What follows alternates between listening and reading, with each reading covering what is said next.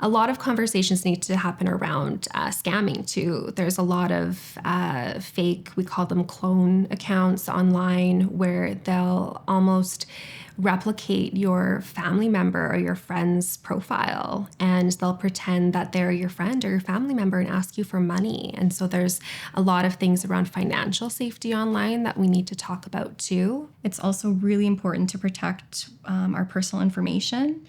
So things like location settings, making sure that really private information is not accessible to anybody over the internet in order to protect yourself.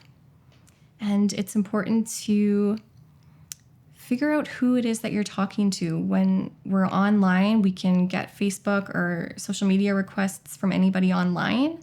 And it's really a big risk and a safety risk if we don't actually know those people in person. Something to really note for specifically Snapchat is that it was created with this messaging that everything that's exchanged through the app disappears after the recipient sees whatever has been sent to them, which is a complete lie. Something that we really need to understand is that even if we're getting this messaging, it can be saved and captured on the other end in so many different ways. So Snapchat themselves can kind of hold a copy of it.